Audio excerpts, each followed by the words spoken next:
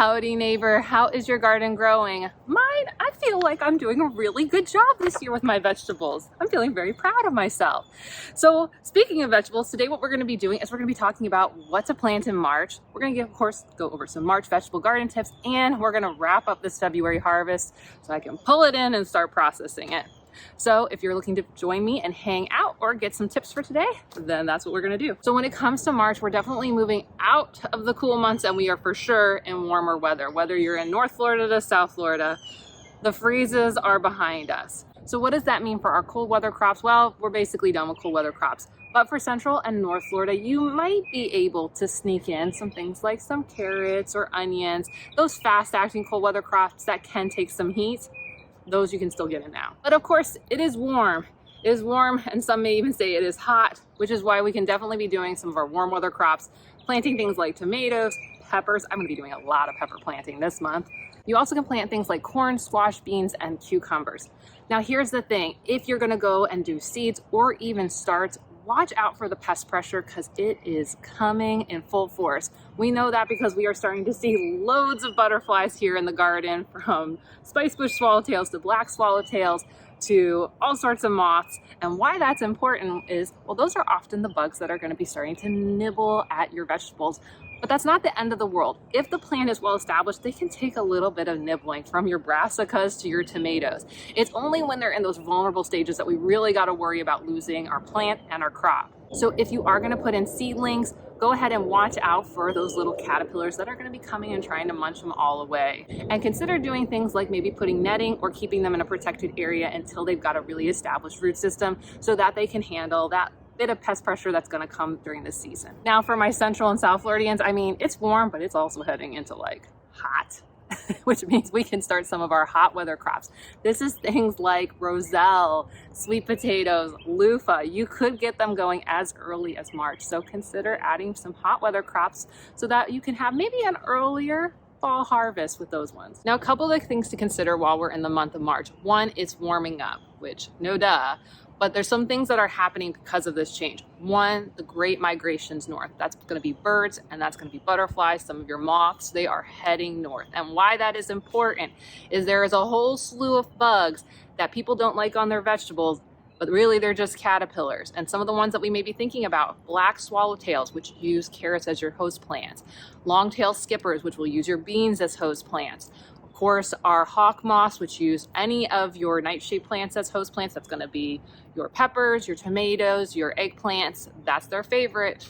Not in my yard, but I've been starting to see some of the southern white butterflies in the area. And why that's important, because those white butterflies, along with white checkered butterflies and spotted butterflies, are often what people call cabbage moths. And they, of course, use brassicas as their host plants. So that's going to be your broccolis, your cauliflowers, and your cabbages and Brussels sprouts. Now, you know, I am a huge fan of butterflies, and I definitely feel like there's a place for them in the garden. Really what this means is most host plants can take some amount of pest pressure as long as they are established. So if you have new plants, make sure you give them a little bit of protection so they've got time to get their roots in. If you have something that's about to go and have a crop and you're about to harvest it, again, give it protection so that you just keep those caterpillars away for something that you want. But if your plant is done, let them eat it down and get more butterflies in the world. I don't know if you can see behind me, we've got spicebush swallowtail that's flying around here. Now, here's the thing, with all these butterflies and moths moving in the area, right behind them is the birds. So we have tons of songbirds making their way up north. These are all of our migratory ones. So I've been starting to see some robins, different sparrows, and what they are looking for right now is soft body insects. So they will be looking for that in your vegetable garden. That's why you got to be careful with things like bug netting, is because oftentimes those songbirds, they're going in there and trying to help you, but you're catching them in those nets. So if you're going to put the netting in to protect from bugs, make sure it's taut so that your songbirds don't get caught up in it.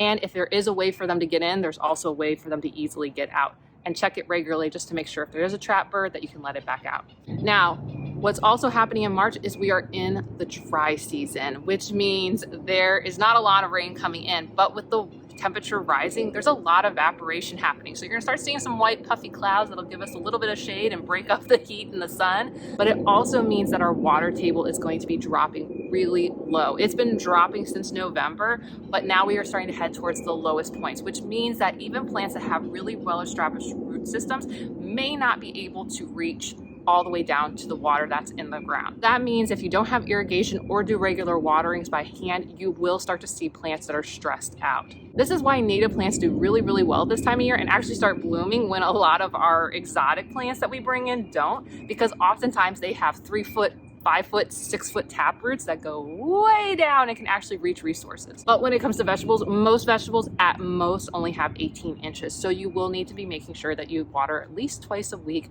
just to make sure that they have enough water through March. And a big watch out for March, well, it's like Empire Strikes Back or the weeds strike back.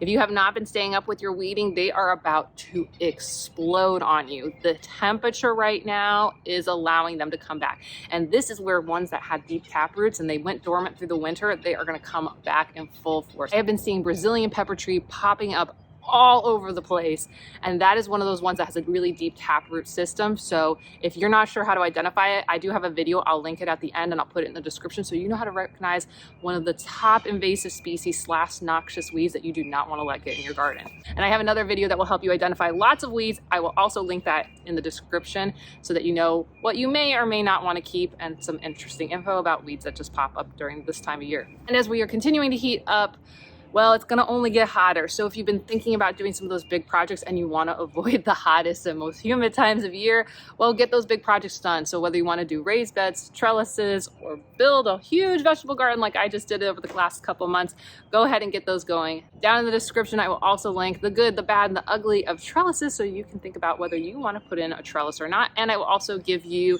a review of a garden bed system that I have used and I would totally recommend for yourselves. Well, that's enough tips and plants to go and put in. I need to get some stuff out because I've got some harvesting to do to wrap up the month of February. When it comes to harvest today, we got a few different crops we need to bring in. So one, we got oranges. We have, I think almost all the rest of the colamondins that we didn't pick last month are ready to go. We have a few large tomatoes. I think it's the Bonnie's original. What? They came in. Lettuce I need to pull in, and then some basil, and then peppers, and then maybe a few carrots. So, yay, got some good stuff coming in. This is the beginning of like, yeah, we're harvesting now. So, we'll get going. Let's start with the oranges. So in order to be able to get oranges down from the tippy top, you need something like this. This is called a fruit picker. And basically acts like your hand to yank down the fruit way, way up high. And this is a nice one because it's got the periscoping feature, which I think actually might have locked up on me. And I may or may not be able to undo it this time. I might not be able to undo it, but it's still pretty long.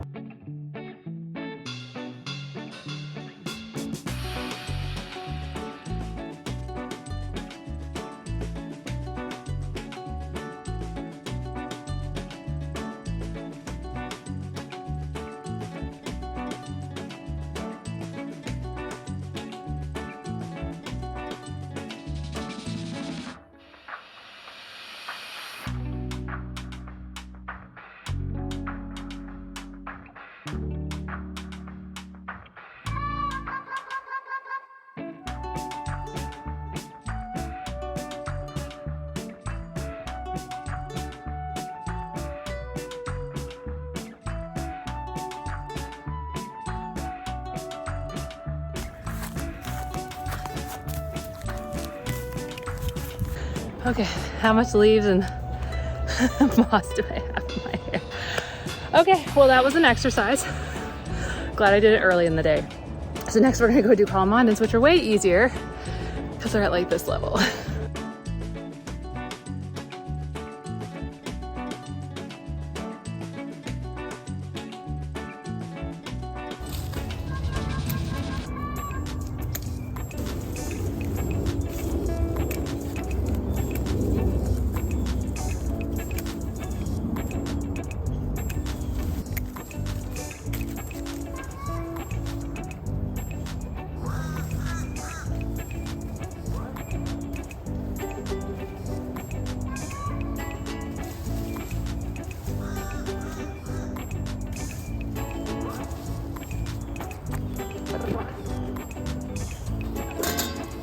Okay, we harvested the colamondins and now we're gonna go harvest the peppers.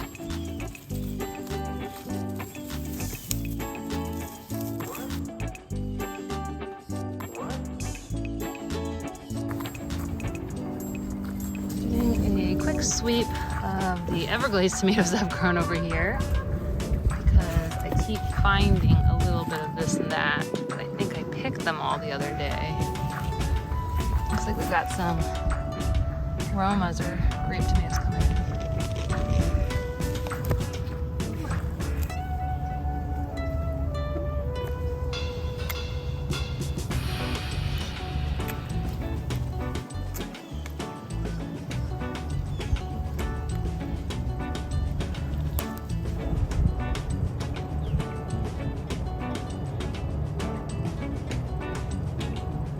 Wow, we've got like a ton of butterflies. This is what I was saying, pest pressure is increasing.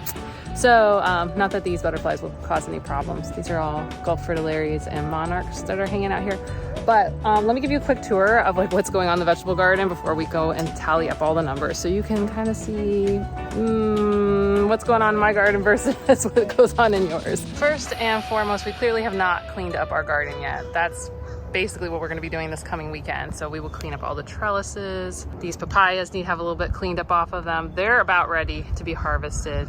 I could probably technically harvest them, but I don't think we have it in the, we're not ready for the recipes that I want to do with them yet. So we'll wait to hold those for March.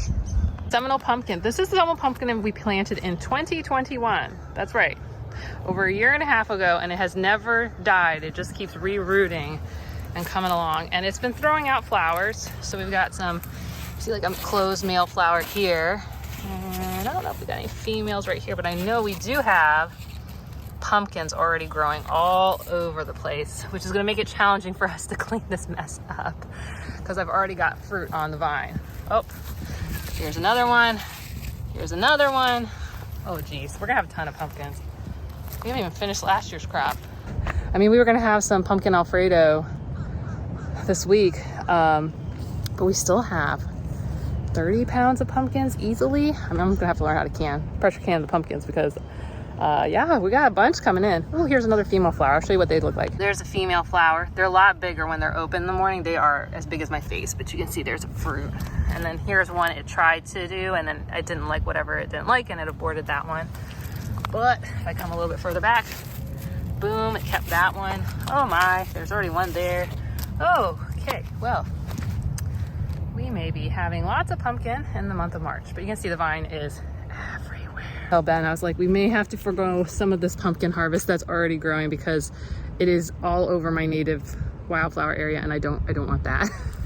I don't want that. So we'll pick some areas that we'll just like, and then we'll get it back. Behind it, which is also a mess, this is all the tomatoes we planted. Oh no, there's another pumpkin right there. Oh, 2 pumpkins, great. This thing is doing awesome. It's doing too good. But then you all see the Everglades tomatoes that self-seeded all over the place. I need to clean all of this up this weekend. But in here are some of the other crops from like the Bonnie's original, which I think were the ones that gave us those big tomatoes that I planted in the fall. There's other stuff in here. We won't really know until we clean this mess up. Oh, you can even see right there, we got like some Romas, it looks like. This is a hot mess, total mess. I really focused on getting the backyard garden going and these vegetable beds going up front, because that's where I knew I was gonna put my cold weather crops, and I knew we were running out of time with what we could do for cold weather crops. So let me show you what's going on with those. So there's the sweet potato bed. You can see there's already sweet potatoes popping up and through. So like I was telling everyone, you could be planting sweet potatoes, especially Central South Florida. And my Gulf fritillarias love hanging out in this area. So we got carrots. Here's cabbages we planted actually winter 2022. And what I mean by that is like January 2022. And they have gone all year, and they just came back. So they're heading up. This is an old pepper, a Hisei one. It has never actually produced a Hisei, so I'm gonna get rid of it out of this bed. Got some beets here that I probably should have harvested a while ago. They look very woody and bad, but we can still harvest the greens off these. And then of course we got carrots down here. I gotta ask Ben if he wants some carrots. Maybe I'll grab a carrot. Like that looks good. Should I take that one? Let's see. I've been fooled lately, like this every time lately. One carrot every time. It's like, oh, that looks like a good size, and then I pull it and it's like, it is a rinky dinky doodly doo. Too funny. For the little gems, so I think they're supposed to be smaller, but I didn't think they were supposed to be that small. So you know. So let's grab a couple of these actually as we are heading yonder, so we can open this up a little bit more for these cabbages. Ooh, that's a good one. Next to this mixed bed that I have here full of all sorts of goodies, here's the cabbage bed we planted. I don't remember how long ago, but it's been like a week or two. And all the cabbages are looking really, really good, except for that one. It looks pretty much like it's about to go. It's so sad. And the onions over here, awesome, awesome, awesome, awesome. So I'm excited for this coming harvest. There's the radishes. I really have not used them. I planted them. Ben just was like, I don't really want to eat them. And then I forgot about them most of the time because this area was such a mess, I couldn't see them.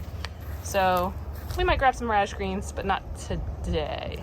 Mulberries, are they fruiting up? Mine are crazy loaded with new mulberries. Plus, after some of the cold snaps, these ones are maturing, so I'm starting to get my little pickings all throughout. And then my last crops, you can see my eggplants. I have not planted my peppers yet, but we got the eggplants going. Once we clean up the bed up front and reset some things, we'll do those back there. All our brassicas are looking really good. They look definitely perked up after we did our liquid nitrogen fixer. Our lettuces, oh, right, I have to harvest some lettuce. Oh, I forgot our lettuce. Right, so we have to thin a couple of these out because there's like multiple heads. Like this one has like 3 heads on it. So I'm gonna take 2 of those in for lunch and we'll make those. And then this basil over here, I think has like a couple on it. So I need to scrap the one. And I think I need to thin that one out too. And we'll use the basil. We've been doing a caprese. But back here, the spinach, meh looking. Some of them look okay, some of them look bad. And then the tomatoes back here, I lost one to the wind, but otherwise everyone else looks good, especially after the nitrogen fix, and they're all fruiting up, which is really exciting. Like over here, look at these. These are gonna be like aroma size if I remember correctly. So we've got a lot of good ones coming. And the onions across the board doing pretty good.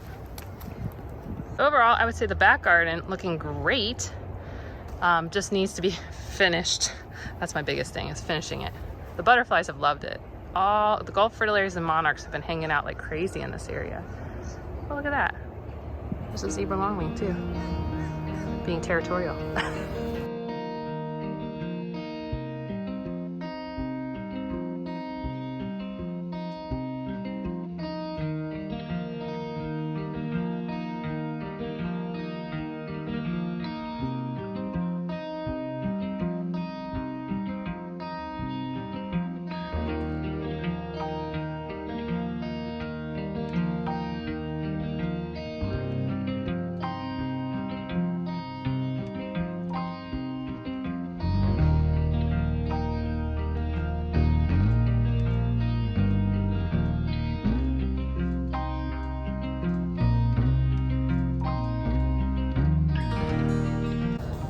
Okay, let's weigh everything and find out how much we've harvested this month. There was a little bit of harvest that happened outside of what you saw today. I did harvest, I think it was 20 pounds of bananas, so that will be added in the total, plus a little bit of this and that came in. I don't mind, I do weigh the greens because we do use these in our vegetable stock, so this is not gonna go to waste. Woo! 3 ounces of basil, that's some good money right there. Fresh basil at the store is expensive. One of the best return on investment plants tends to be herbs. So if you want to buy a start, yeah, on any herb that you use a lot of. And then we got our lettuce. That's 3 ounces. Peppers. Oh, and I'll put a B for, I'm sorry, an F for front yard. And then carrots would be F for front yard. I'm just gonna mark things that come from the front yard. And the reason, for those of you who haven't watched before, is because I wanna see, we have a bunch of sun issues in the front yard. And so I'm trying to understand what's the difference in, like value for space, since we added this section in the backyard. So I won't mark backyard because I suspect that one's gonna be more productive in the long run. But yeah, okay. Tomatoes. Oh. So if you've been thinking about doing citrus, but you don't want to commit to like a whole tree that's huge, like an orange or a lemon or lime, Calamandos are great. They stay really, really small. The one you saw was 8 years old, 9 years old. They don't get very big. And I already grabbed 5 pounds last month. And here we are finishing this Colomandin harvest. We're gonna be over 2 pounds. That'd be nice. Because this you can use as a lemon juice substitute, lime juice substitute, basically whatever you use lemons and limes for, though I would tell you it kind of tends to be a little bit more floral, a little bit sweeter, but it's not sweet like an orange. And my basil and my lettuces. Ben's gonna be so happy. Because what we were talking about doing was taking those tomatoes and making a caprese with the fresh basil. And I love a caprese. And I think Publix had, he said Publix had mozzarella on sale, so he got 2 for 1 with that. So yay. And then let's do these oranges. We got a little bit of oranges through the winter. Some of them kind of came off the tree early. What you'll find a lot of times with citrus is you have like a really good year, and then the next year's like and then you have a good year, and that's So I would call this our quote-unquote good year, but I don't know if we're gonna get as many oranges as we got last year, which is why I'm thinking about just doing the pruning and not worrying about the fact that I won't get as good of a harvest next year, because if the pattern stays, then next year isn't gonna be a great year anyways for a ton of oranges. Okay, let me do all the adding and I'll give you my grand total. Okay, so we ended up with 38 pounds of food for the month of February. Woo! I think that's really good. We have a lot of stuff about ready to come in, from carrots to cabbage to papayas to more lettuce. We got a lot coming in. So I'm excited to see where March takes us, but we're over 60 pounds for the year so far, which is great. This is great. We're off to a really good start. I'm feeling really good about this year, and I hope you're feeling really good about this year. And if you're looking for what to plant and when to plant, and you really want that detail, go ahead and get your Wild Floridian planner at www.wildfloridian.net/planner. It will keep you up to date on what you should be doing and help you track your harvest and other things like butterflies that are in your garden. Okay, I'll see you soon. Bye.